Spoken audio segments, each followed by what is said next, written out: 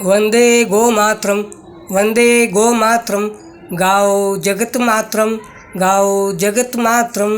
गाय जगत की माता है, गाय धरती माता है, गाय भारत माता है और सारी इच्छाएं गौ माता से पूर्ण कर सकते हैं। अगर कोई पीड़ित आदमी, अगर कोई रोगी हो, अनेक पीड़ाओं से ग्रस्त हो, चाहे कोई भी पीड़ा हो, चाहे भूत प्रेत की पीड़ा हो, कैसी भी पीड़ा हो, गले के अंदर ताबीज पहनते हैं ना, तो ताबीज भी पहनने की आवश्यकता नहीं है अगर गौ माता की सेवा करे तो। और सेवा कैसे करनी? सुबह शाम गौ माता के हाथ फेरना शरीर के ऊपर, शरीर के ऊपर गौ माता के हाथ फेरने से सारी बीमारियां चली जाती है। गौ माता को केवल तन मन से प्रणाम करने पर भी बीमारी चली जाती है। गौ माता को तन मन से रोटी गुड़ देने से भी बीमारी चली जाती है। वास्तव में गौ माता प्रत्यक्ष चमत्कारों की धुरी है, लेकिन लोग मानते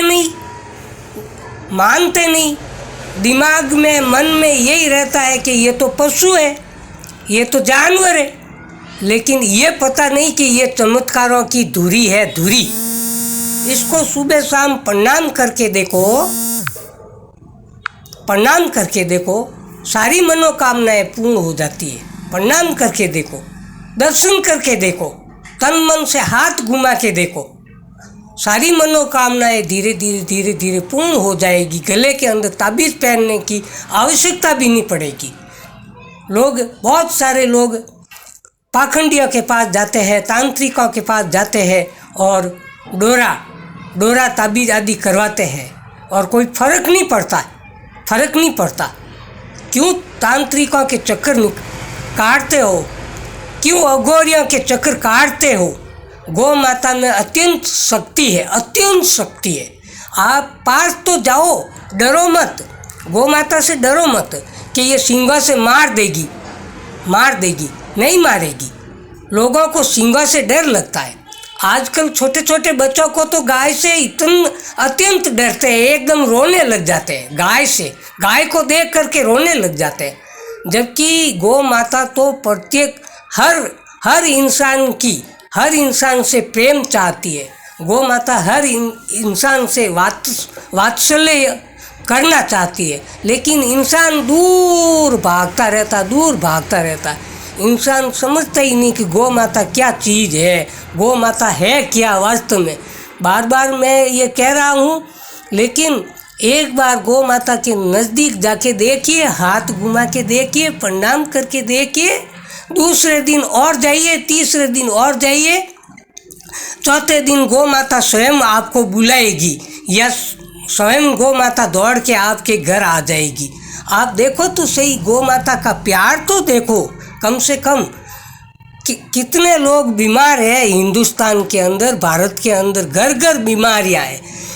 और कुत्ते पालते हैं, कुत्ते पालने से कोई बीमारी नहीं जाती है। गाय पालो, और गाय न पाल सको तो कम से कम दूसरे लोग जो गाय पालते उनके घर जाके गौ माता को प्रणाम कीजिए।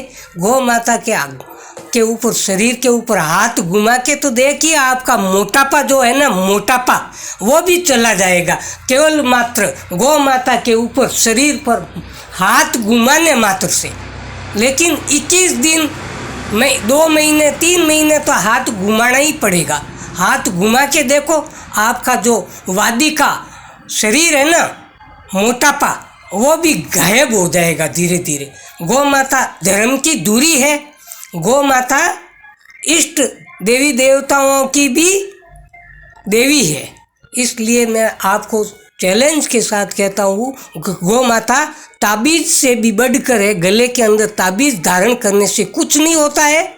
आप गौ माता के नज़दीक जाइए, वास्तव में ताबीज़ से भी अच्छा प्रभाव पड़ेगा, ताबीज़ से भी तुरंत प्रभाव पड़ेगा। गौ माता ताबीज़ से भी बढ़कर है, तांत्रिक लोगों से भी गौ माता बढ़कर है।